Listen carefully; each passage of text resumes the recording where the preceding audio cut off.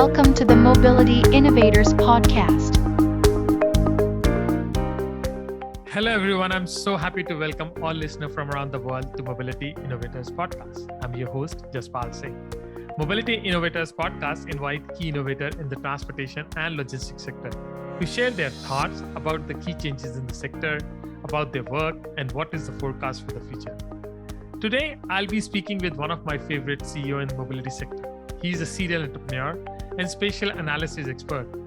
He is working hard every day on the future of mobility and building the product to apply location data for the benefit of passenger and all stakeholders in the mobility sector. He's heading the company which is based in Switzerland and has a presence in United Kingdom, USA, Hong Kong, and Vietnam. I'm so happy to welcome Roman Oberli, Chief Executive Officer of AxonVibe. It is now time to listen and learn.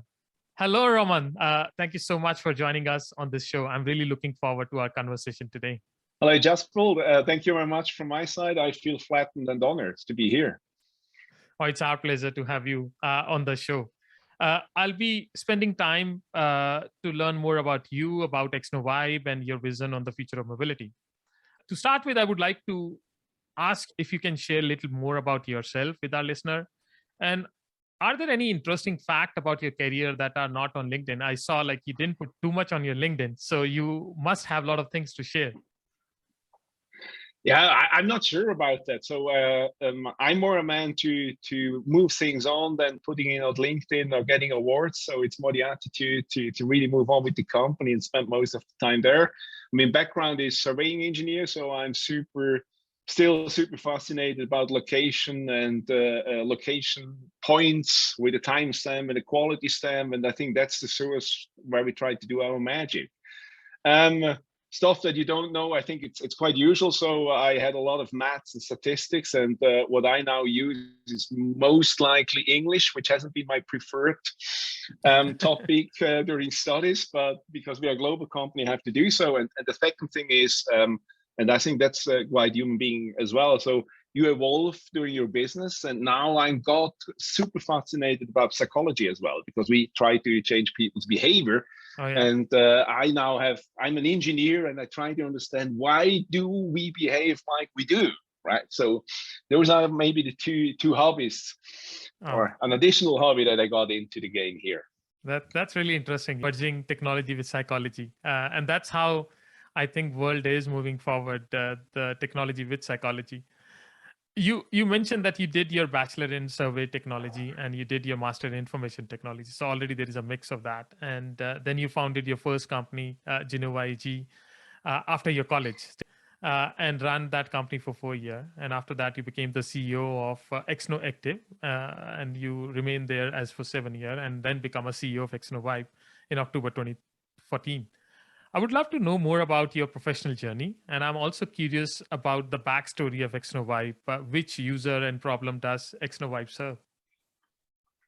Yeah, so from my journey is quite straightforward, I think. So as you mentioned, so surveying and analyzing location elements has been always my passion in context with informatics in general, so with IT in general. So I've been always a kind of tech nerd, more interested on the new modern stuff than on the classical surveying problems. So therefore with GNOVA, we did develop a close to the gaming industry technology to visualize landscape in 3D, similar to Google Earth. By then, we couldn't find a business case, so we had to stop the kind of beside of air traffic simulation visuals to create the images of towers, right? So we stopped there, and at that time the preprocessor of AxonVibe, Anderson, got sold to Google, becoming a part of Google Maps. And I got a call from the CEO of Anderson, which has been a working colleague from the past. And he asked me, would you like to take over my job? And I said, something is going on. Yes. And then I joined the kind of Axon family. And I've been very interested in all the stuff. My biggest problem after the kind of deal with Google has been I had around 100 B2B projects, because Google hasn't been interested. There are no employees anymore. So the first job has been hiring geo special enthusiasts, which I did in the UK and wherever I could find them. And then we moved on, and we particularly moved on by being specialized in modelizing customer flows with kind of agent-based simulation, computing, and whatever. And 2012, 2013, we said, now we did a lot of simulation, so let's measure the customer flows in real time through to smartphones. And that has been the foundation of AxonVibe, right?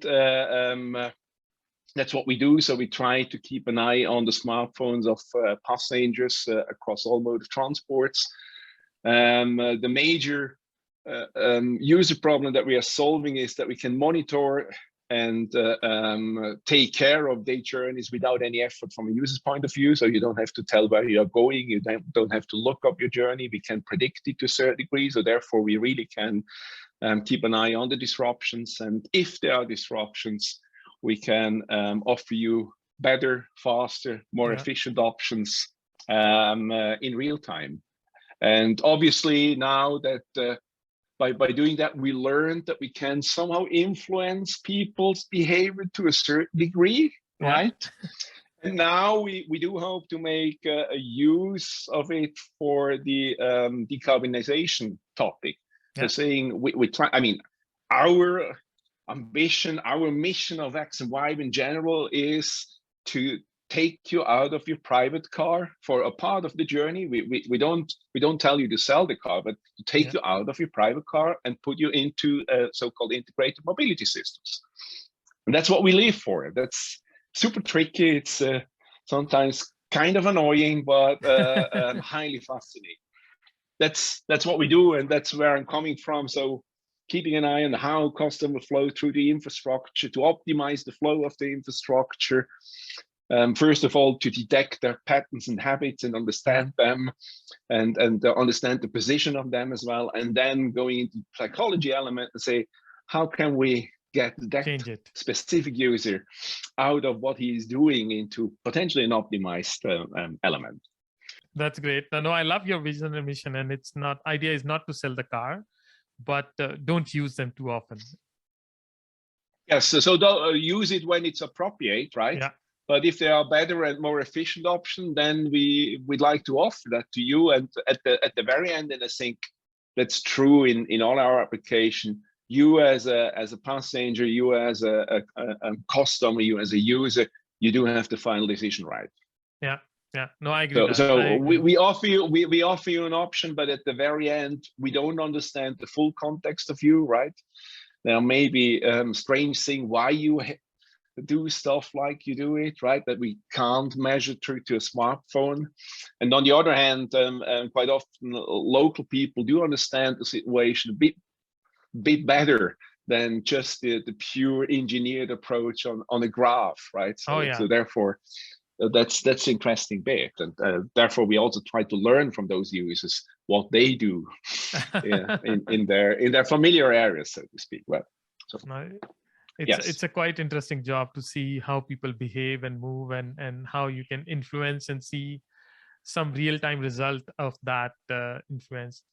I want to ask you about your project with MTA New York. So AxonVibe was a part of first cohort of TransitTech Accelerator program in 2018, and you worked with MTA New York to improve the service and customer communication by using smartphone app technology, which you have developed. And AxonVibe could send personalized communication based on commuter behavior, their location, and other contacts, like you just mentioned about that.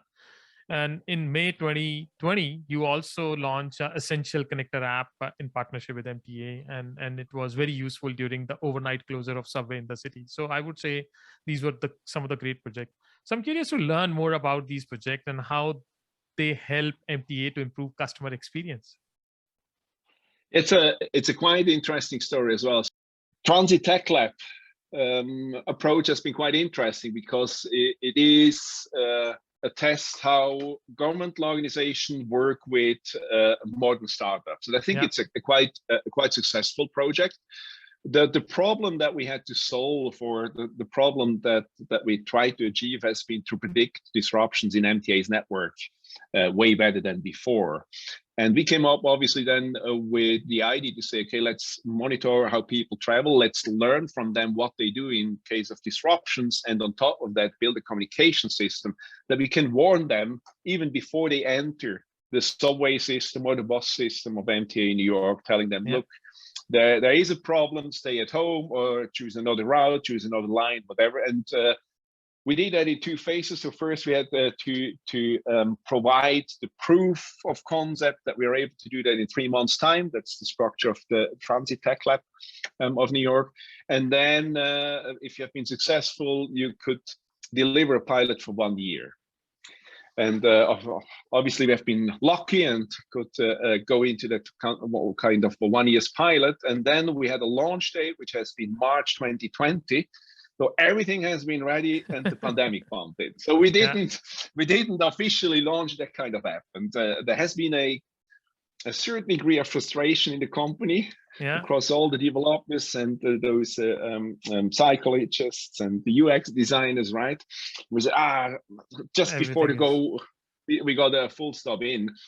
And a couple of days later, MTA called us up and told us, hey, we have a serious problem because Senator Cuomo is going to announce that we shut down the subway, and we need an app where essential workers can book a taxi during the closure of the subway. And we said, yeah, we have an app ready, so let's adjust that. And it took us 5 days to integrate the taxi booking with 2 kind of taxi providers in New York, right? And you see, even in that kind of critical element, we have to integrate 2 taxi services, that there is no preferred solution from a government perspective. So even then, governance and policies have to be in place. We had to develop the whole policies when our users are allowed to book that kind of taxi on behalf of the state of New York, right? We had to discover a lot of edge cases. What is if someone travels 10 to 5 till 5:20 and so on and so on. And but we could deliver the whole solution in 5 days, which created the opposite effect in the company. So everyone got totally energized. And due to COVID, right, we had nothing to do. So everyone has been stuck at home, and that allowed us to develop 24 hours in a huge, tremendous effort. And it has been super time, these 5 days. I mean, no one did sleep. Everyone has been working hard. And at the very end, the product got launched. And I've been very proud of the team, and NTA really appreciated the hard work that we have been doing in 5 days. But without the TransitTech Lab work, we wouldn't have been in a position to do that, right? So the whole development that we did through to that kind of TransitTech Lab phase has been essential to deliver a product so quickly. And that leads on in other ideas, in more projects in New York. So quite an interesting, successful story for our company at all. Yeah, and also, I think what you mentioned, very important, like a lot of startup face the challenge during this pandemic, like some of them need to kind of close permanently because they were ready and suddenly this pandemic hit and everything stopped. So in that sense, it's lucky that you managed to pivot quickly, and that's entrepreneur life. Pivot quickly and, change it to something which is useful for the client and implement it. And the client was happy because I read a lot of news about the app, and it was very useful during those closure period for MTA New York. Yeah, so I mean, as always, there have been quite interesting insights. So we saw in the first guest, just as a fun side story, right? Essential workers, those are either nurses, doctors, and whatever, who has to work at late shift, right, during the night and whatever. Yeah. And then it turned out the majority of the users has been Amazon and FedEx delivery centers. So that has been quite funny as well. So those poor people who had to ship a lot of stuff. I mean, pandemic boosted that obviously as well, right? So that has been the majority of the user who use that kind of solution. But, and I think that they were useful too. They were important too at that time when everything was stopped and the delivery just increased. So exactly. It's a good part of the society. Now, you mentioned about AxonVibe leverage smartphone data to analyze and predict passenger travel pattern. And I certainly see a lot of potential, a lot of positive cases like delivering personal messages, like you mentioned, in case of disruption, incident, And the transit agency can also offer personalized rewards like complimentary drinks or gift certificate and free ride and all. But people have concern about data privacy and potential data threats. So how do you address those challenges with the app? Because when you track user, they feel like, even though I don't know why some people are worried about it because there is nothing to hide, but people have these concern of why somebody is tracking me, why my personal data is taken away. Yeah, it's also a kind of fascinating topic. We always look from two perspectives on that kind of challenge. So one perspective is the users one, right? And if you ask users, are you willing to share your location for such kind of services? I mean, there's a lot of people who say yes, because they do see the relation like a sat-nav system. So if you use your car and you use your sat-nav, you have to share the location. But there are also a lot of people saying no, because it's the government who collects, or close to the government solution. So there's a majority potentially says no way. If then the day comes and you launch the app, it's a total different picture. People, as long as the value proposition is good enough, people don't care about that. So they just turn it on, they just leave it, let it go, right? So no doubts, nothing like that. As long as we don't drain the batteries, all is fine. As soon as we start to drain the batteries, right, the app is getting killed and is not existing on its smartphones as well. Nevertheless, I mean, I think we do have luck that we are based in Europe, and we have a slightly different understanding regarding privacy treatment and GDPR. So transparency to the end user and building trust to the end user by showing them everything, what we do, by asking them for consents for every single thing that we do. So really a highly professional treatment from a privacy point of view helps a lot. Also from a user's perspective. And the other perspective is then more from a public transport operator, public transport agency's point of view. And there it has a lot to do, first of all, with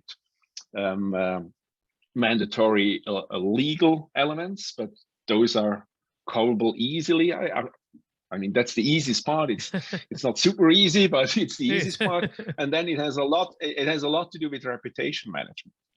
So therefore, and that's what we figured out, is that, I mean, if we are fully transparent to the end user, inform them, maybe try to educate the end user as well, it helps a lot on the reputation management in general. Because the biggest fear of those governmental organizations is that they're getting put into the newspaper. And if we tell the newspaper and invite the newspaper in the beginning and tell them why we are doing that, and what that means for the whole city or the whole region from a data point of view, that we don't sell the data to third parties, that the user stays in control of its data, I think then they appreciate the modern approach of privacy. And that's something that we really take super serious.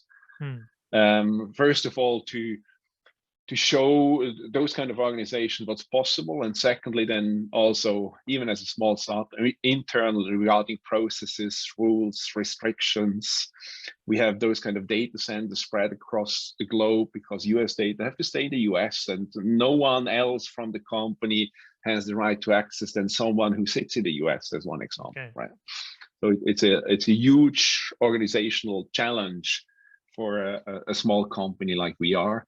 But I think it's essential. It's the way how it should work for the future. I agree. And I think that's the best part working in Europe, the strong GDPR regulation.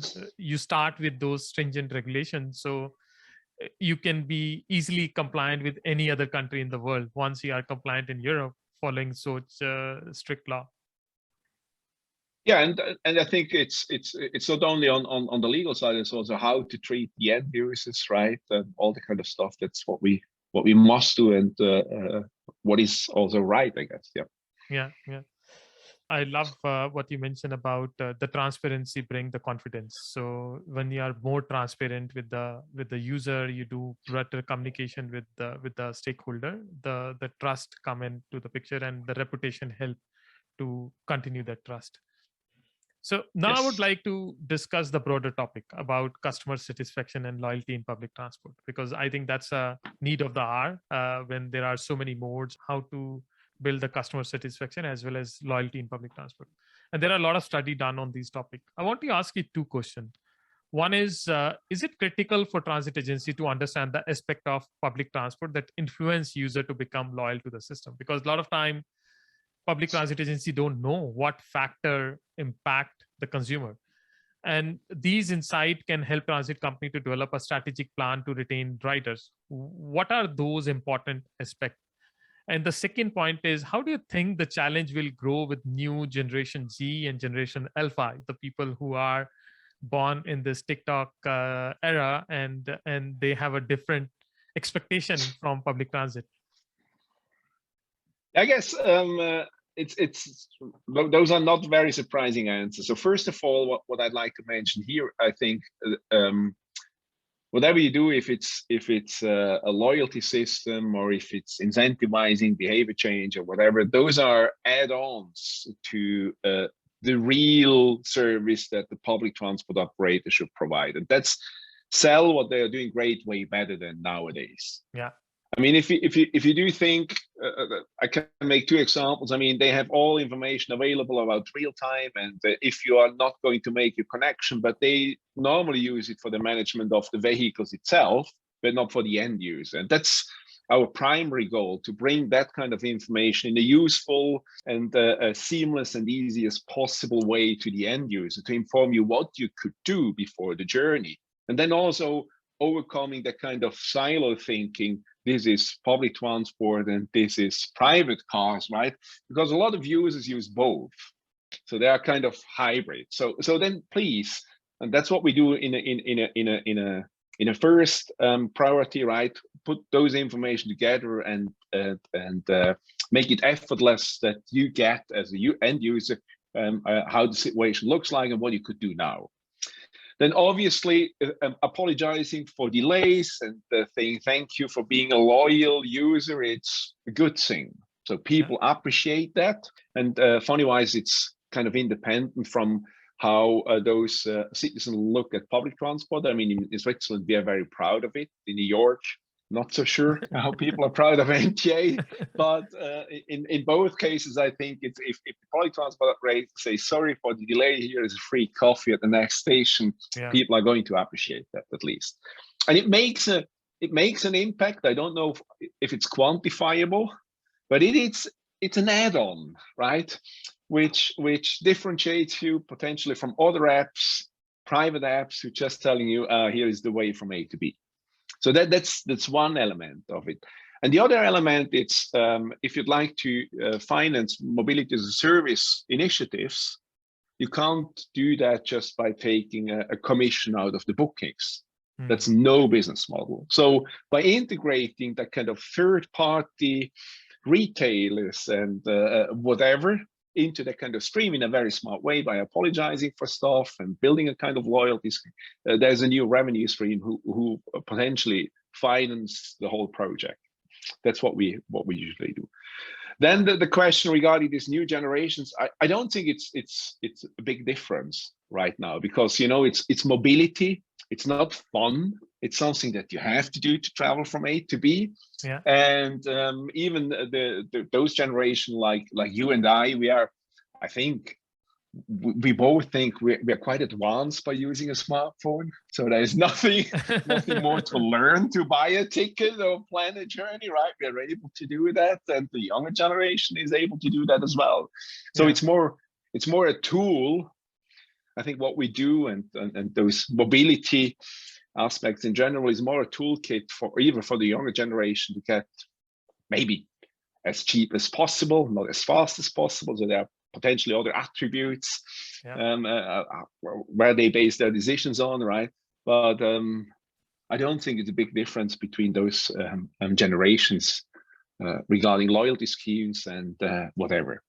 Obviously, yes, you don't maybe sell a tea, you may have to sell a Red Bull, but that's the other thing that you have to bear in mind. So what is something meaningful if you run a loyalty system, right? What is something meaningful for that kind of specific customer? And the worst thing, in my opinion, are loyalty points, because that's nothing. It's either money or it's something that I'm eager to get, but not points. That's true. because generally you collect point and then you hit them using it, and it's lost. So give them a right Exactly. reward at the right time. And I love the point you mentioned. The human nature will be kind of remain same. It's just in some generation the coffee is a good measure. In some generation probably the some ball games or some coupons, codes, and all. Whatever. Exactly. It can work. Or Now iTunes voucher or whatever, right? So Spotify. whatever it is, Spotify, Netflix, so on, so on. Yeah. Yeah, Anyway, yeah, that's true. Now, the pandemic, we all know, had a big impact on ridership pattern. And in mostly in developed country, I saw recently Google data, which show that many of the developed country, the ridership is less than 50%, owing to different reasons. Some people are working from home, some people are not traveling at all. And I think some of these number can be permanent in some of the city, because it's not possible that we are going back to the exact normal again. So, how can you think the transit agency influence riders' behavior, and why do you think customer satisfaction will be the real differentiator in the future? Like the small point you mentioned about sending sorry messages if the train is late, or thank you messages when they behave. So, how you think the customer satisfaction will be very important in coming years? I think there are three strategies that the public transport operator has to think about it. And first of all is keep the existing customers. Don't lose more, Yeah, right? So that's something that a lot of people forget. That there is the chance that this trend that we have seen during the pandemic, so switching to cars or staying 4 days at home and not commuting anymore, right? Could move on over the next couple of months and years, particularly if you think that people start to buy houses outside of the cities and have yeah, a nice life and make a total new experience there. So keep the existing customers by either coming up with loyalty system or with adapted products. So here in Switzerland, a lot of people don't renew the season abonnement, the seasonal subscription, the yearly subscriptions, because they don't know how much they travel. So coming up with flexible structure, with best price guarantees and whatever. And I think that's happening already. So that's something that public transport operator recognized. But then also saying thank you for traveling again with us and shipping a coffee to generate an additional revenue stream is a proper strategy, right? The second one then is more trying to again get people out of their cars.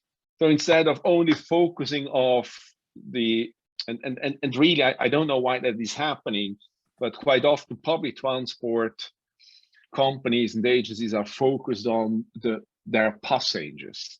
They don't look at the potential outside of those kind of passengers that may people commute with their cars, where public transport could be an option. And that's something else that I think it's a strategy that they should consider and say, hey, let's look at all those private car drivers and those ones who switch from public transport to the cars again. How can we win them back, and how can we potentially increase the number of riders again? Because the losses are tremendous in most of the organizations, and they struggling with financing the service, the pre-pandemic services, right? So therefore, there has to be a new strategy to win customers again, which potentially hasn't been the case before, right? A lot of systems reach their maximum of capacity, whatever, and that's a new and not unusual situation, I guess. Yeah. So if you think about a retailer, that will come up with marketing campaigns and try to win customers from others. Why not in mobility? Yeah, that's very true, and it's important to look beyond what you already have. It's important to keep them in the public transit, but also to look how to bring young people, how to make service more accessible for people who can't drive the car, and bring technology feature to do that. I fully agree with you. And some of the public transit agency, they lack in some area, but there are some of them which are going very interesting stuff. And I love what Berlin do. I mean, in Berlin they have such an innovative marketing campaign, and if you see those marketing ads, you feel like, man, this is amazing. Exactly. Exactly. And it's about, it's not only for me that's important as well. So it's not only about implement or deploying a digital interface to the end customer like our solution. It's also thinking about the fare structures, right? You're thinking about the service, the lines, the routes of buses. It's about thinking about other stuff, right? Maybe adding new vehicles and whatever. So it's a variety of options and solutions that will end up then to keep the customers and potentially win new ones as well. There is no one strategy. It's a combination of it's a mixture. It's a combination of it, right? Exactly. I agree. Now, other important point I want to ask you, even though you mentioned AxonVibe is a startup, but I already see you're working with a big transit network in Asia, Europe, and North America. To name some of them, like you're already working with MTA in New York, you're working with Deutsche Bahn in Germany, SPP in Switzerland, JR East in Japan, SMRT in Singapore, and so on. There are so many other players. So I have many questions about that. So my first question is, what is your learning by working with these agencies? Because you're working with such a diverse player. And what did you learn about the rider behavior on different continents? Because like you mentioned, you are studying the rider behavior. And how do you see they reflect a different behavior pre and post-COVID era? Yeah, so first of all, it's a tremendous effort to convince those kind of organizations to go with us in a partnership and not look at a buyer-supplier relationship. And obviously one big challenge for companies like us, but not only like us, is our public tenders. Yeah. Because normally then if you have to go in a public tender, then you have a quite technical approach to solve a problem, and it's not a solution or not an approach which goes over 5 or 10 years in a joint effort to achieve that kind of goal. So we really, I mean, it's unbelievable how patient you have to stay, right? To overcome this obstacle, to convince the right people, to get the deals in place, and the convince the procurement and the legal stuff, and and at the very end there's a privacy challenge which potentially destroys the whole story, and so on. So it's I think you really have to believe in what you're doing and stay super patient and don't get nervous, don't get upset, just keep doing it, head down and run, right? Yes. So that's that's that kind of thing. Then regarding regional differences, I'm not sure if it's based on culture. I think it's more based on the kind of service which is existing already. I can make you maybe 3 examples. So we have LA, which is a non-public transport city, right? So only a handful of people are traveling with public transport, and then you have a lot of cars, and that's a totally different environment than New York in general, right? In the US, so same country, similar culture, I would say, but just the infrastructure has had a total different approach. But that obviously is something that we do see reflected in the data, and where we have to, or that's then the case where we have to adapt our strategies, how to approach things, and what kind of aims do we have to implement, and so on and so on. Then we have a bit of Central Europe, so we're proud of public transport. We think we have an excellent quality of public transport, which is actually the truth. But if you bear in mind that in Switzerland still 75% of the commuter rides are done by car, I'm not sure what that means, right? So we have a super high quality, we have short distances, we have everything, but still the majority of the people use the car to commute, right? And then you have one market around the globe, which is Japan, which is really, really different, because the majority of the people are using public transport, right? So those are the kind of differences which are fascinating. And also the projects, right? In Japan, we are maybe one step ahead, because decarbonizing strategies don't work there. No one is driving a car. But what they did understand is they own the station. So to link the passenger flow with the retail stores on those large towers is the business model for public transport there. So we are working with some lines there, now with JR East, which is making the major revenue from retail stores and real estate in general, and not public transport anymore, right? And that's really it. I think the effect of COVID are pretty much the same around the globe. So there is obviously work from home, which has a tremendous effect. Maybe that's going to adapt a little bit when the restrictions are eased, right?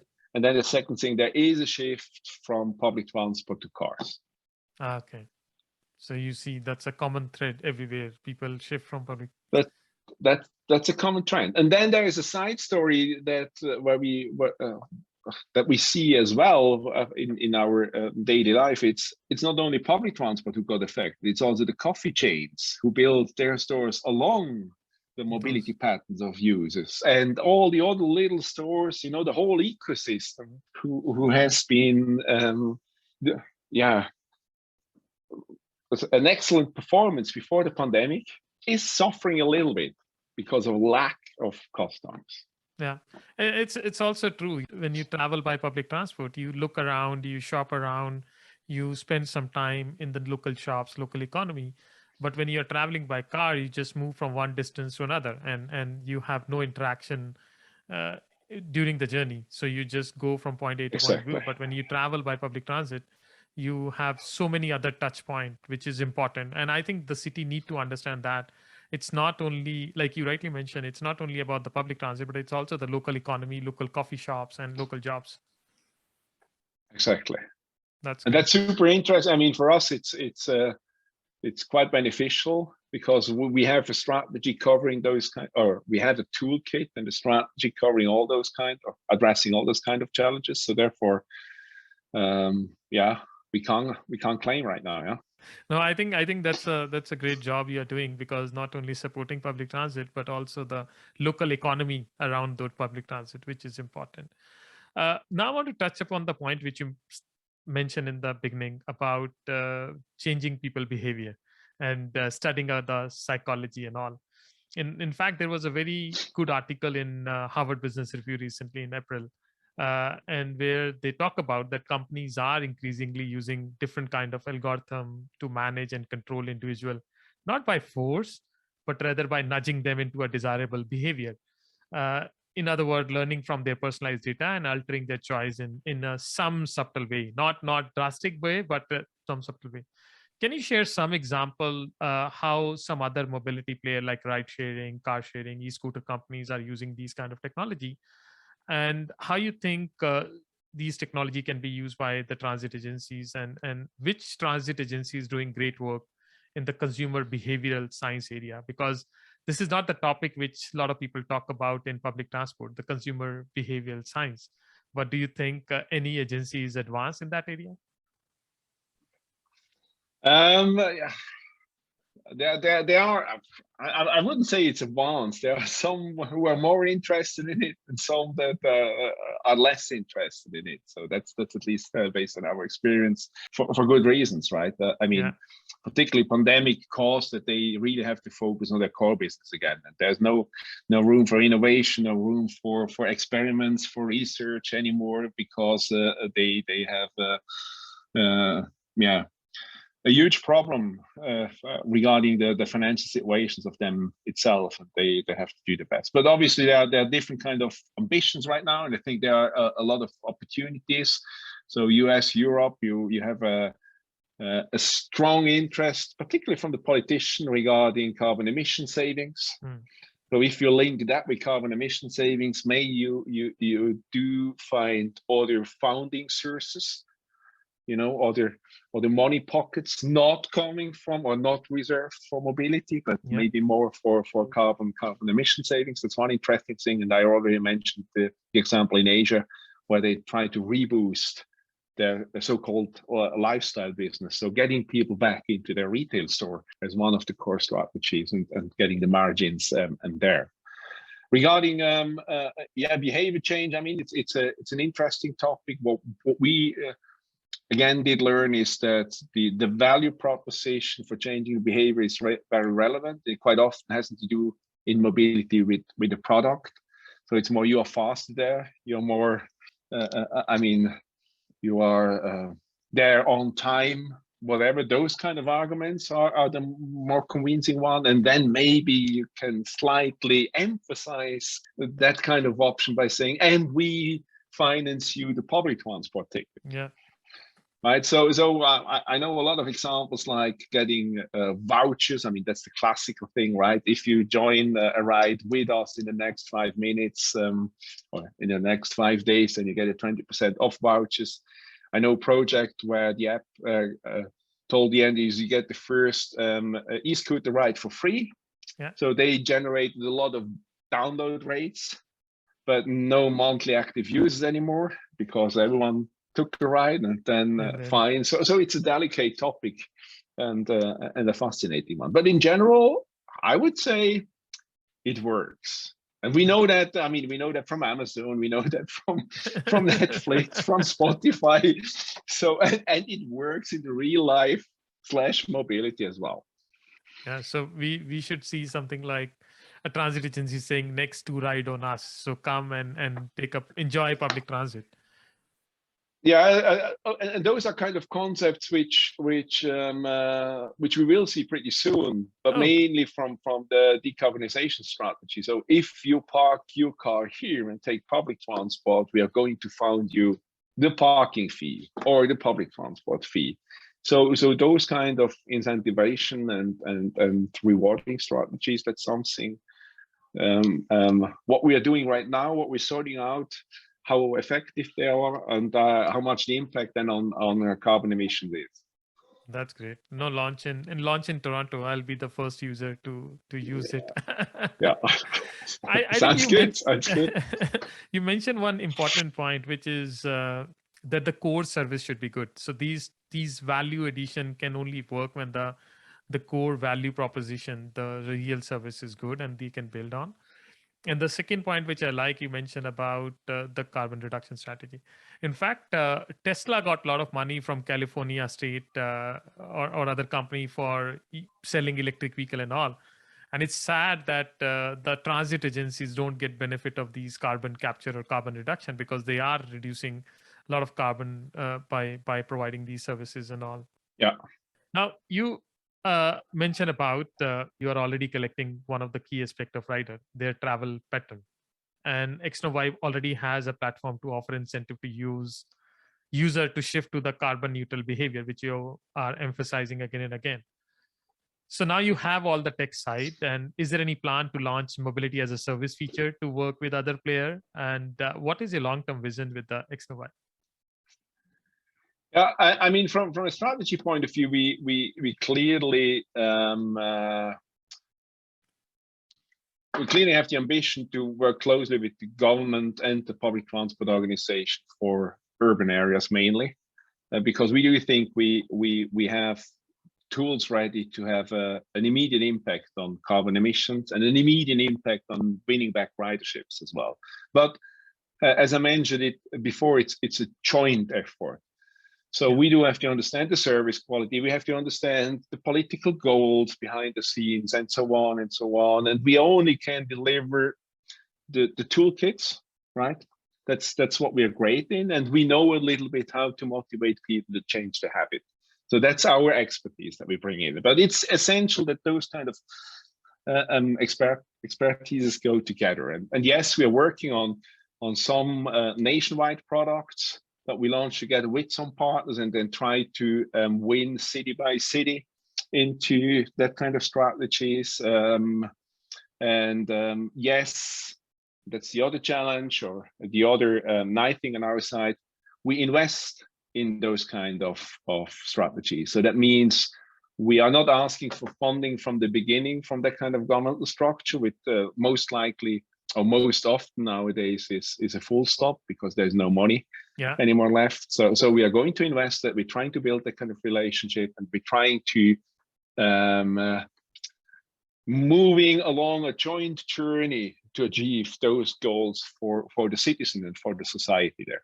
That's our vision. And as I mentioned it, I think carbon emission or emission in general, so it's noise as well. It's its carbon emission, its pollution, whatever. Those are quite interesting goals. And at the very end, the simple thing that we have to achieve from an engineering point is to use the existing infrastructure in a way more efficient way. Because if the flow on the road, the flow on the rails, the flow through to the city is kind of flattened and it's smooth, then I think we can make a huge impact on all different aspects of it. That's true. That's very true. And I'm surprised, like when you say you are investing and you are supporting transit agencies in this time and they are not coming forward. And actually that's my next question. What are the key challenges faced by the startup in transit and mobility space? You mentioned about public tendering and all. And how do you think the startup like AxonVibe can partner with transit agencies to support their mission? Yeah, so the first thing again is they have a, maybe it's not politically right what I'm going to say, but they are kind of narrow-minded, right? We are running trains, and I mean I saw it quite often. They are thinking about tracks and coaches and whatever, but not about passengers. Yeah. But that problem is, how can I move that kind of composition from A to B as safe and fast, and which is okay, right? And that's the challenge. If you come in and say, hey, look, we represent the passenger, and we'd like to integrate your quite technical system with any kind of mode of transport. What are your goals? Oh, I don't know. So therefore, what in our experience is quite good to get the government, so states and communes and whatever, into that kind of game as well, because their political goals are more customer or citizen orientated than just the operation of a transit company. And we have different variations, but what is working quite well right now is going into a kind of joint venture with them, because the joint venture has the beauty of that it's an organization who is responsible for delivering that kind of customer service, right? Yeah. The government and the agencies, they can take influence regarding governance and policy settings and other kind of elements, but the organization itself has a certain kind of freedom to move on quickly, to make decisions quickly without going back to incredible slow decision processes, giving the whole political system behind the scenes. Yeah. So that's what we're trying to do, and I think that you also could call it public-private partnerships, or however you do that. I think that's the way to move on. If there is an ambition to use modern tech and experiences from outside the public transport section to have an impact on kind of governmental problems. No, that's a great point you mentioned about that public transit agencies focus so much on the vehicle, they forget who are using those vehicles and who is traveling in those vehicles, the passenger. So you need to talk about the journeys, not about trips. So right now they say like how many trips we complete, not how many journeys we facilitate. Exactly. And the trips is from station A to station B. What happened before and what after, and even, you know, I mean, there are kind of classical metrics for traffic management in general. That's one is the reason of the journey. Which public transport operator understands the reason of a journey? No one, I would guess. Yeah. I don't know. So it's just another way of solving a problem, and I mean, it's not wrong, right? In general, it works. Yeah. But if you'd like to achieve bigger ambitions, and if you have the problem to win back ridership, then it's now time to slightly change the way how you think and go into a cooperation with other kind of specialists in that kind of field. No, I love that. I agree with you. It's a changing time, so you need to change your focus and goal and bring new perspective into the picture. Yes. So we discuss about mobility, we discuss about consumer behavior and so many other things. Now I want to ask you a few personal questions and want to know a little more about what you think about those. And it's basically a rapid fire round. So I'll be asking you 5 questions and just give me answer quickly whatever comes to your mind. So if you're ready, I can start my questions. I am. Okay. So my first question is, you mentioned about that you love the surveying technology and technology, but if you were not in the technology sector, what other profession you would have selected? I mean, it's obvious, psychologist, because I really love to understand why we are so boring, why we are doing the same and the same and the same. I agree with that. In fact, that's the topic which I am becoming more and more interested to understand. My second question is about which is maybe difficult for you because you travel so much around the world, working with so many clients around the world. Which is your favorite city? For me, it's maybe. I mean, I love a lot of different cities, but maybe it's Tokyo because I'm always quite confused. I think it's pretty much the same like in Europe or in the US, in the Western world, but then it's totally different. Yeah. So you can't apply what you learned in our world with Tokyo. I mean, and that's what I love. So it feels like a little adventure there, right? But there are, I mean, I do love almost all cities and all the specifics. Yeah. But the favorite one is the Tokyo. Same for me. I love that city too. Now, another question is also difficult for you because you're working with so many different transit systems in the world. Which is your favorite or which you think is the best transit network in the world? It's simple. It's that one of Lucerne where our headquarters is because I'm most familiar with. So I think it's in any other city, right? I have to learn what the bus routes are. So it's a kind of hassle, and I need a lot of support. In Lucerne, I just can't travel. I'm not sure if it's the best transport organization or whatever, but it's the system where I feel familiar with. It's a first love, it's first love at home. So yes, exactly. And also you meet a lot of business leaders, you meet a lot of people in the mobility sector. So who's your favorite business leader in the mobility sector? For me, I've been very impressed about AndyByford. It's former CEO of MTA and now commissioner of TfL in London, because when we had the chance to meet him in this kind of TransitTech Lab, he mentioned, look, we are really good in moving people from A to B, fast, reliable, secure, whatever, right? That's our job. Everything else, we are not the best. So therefore, we do have to go into partnership with other companies. And TransitTech Lab is one approach is one experiment to see how could we do that. And I think that's very true, right? Yeah. And I think that's, if we'd like to move on, and it's not only in the mobility space, we really have to align forces with different experts to achieve bigger goals. I agree. No, Andy is amazing. The way he transformed London and then he moved to New York and now come back to improve London again. So it's great to see his work. Yes, I'm highly impressed also how he did it and how he behaves and whatever. So it's unbelievable. Unbelievable. You're right. And my last question is, if you can change one thing in your life, what would it be?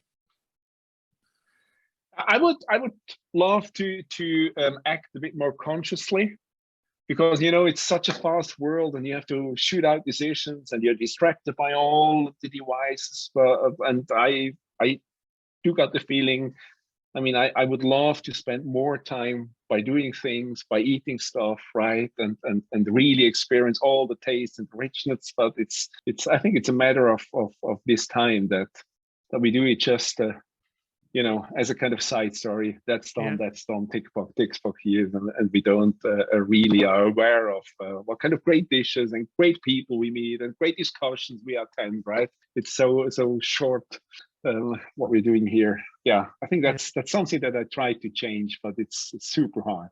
Yeah, it's slowing down a little bit in this fast slowing down and just breathe what's around you, right? So really becoming aware of all the kind of things. But at the moment, we just, or at least my feeling, I just march, right? So now here, now there, this meeting, that meeting, and then I don't know, Netflix and whatever as a distractor, which feels not very right. And I think all our generation or all people are going through the same challenge. It's in the fast-paced world. Sometimes we want to slow down, we want to go away from technology and all, but it's hard. Thank you so much, Roman. I mean, I got really great insight from you, and I love the conversation. I love what you are building at AxonVibe and helping transit around the world. I really love your vision and mission, which is helping transit agencies and removing people from car and bring to public transit. And thank you so much for your time today. Thank you, Jasper. Again, I'm very honored that I could take part here, and it has been good fun. Thank you for listening to this podcast. We will be inviting some other inspiring guests in the coming week. You can subscribe to this podcast online to get notification for the next episode. If you like this podcast, please don't forget to give us a 5-star rating, as it will help us to spread our message. If you have any feedback and suggestion for this podcast, please do write to us at info@mobility-innovator.com. We'll see you next time.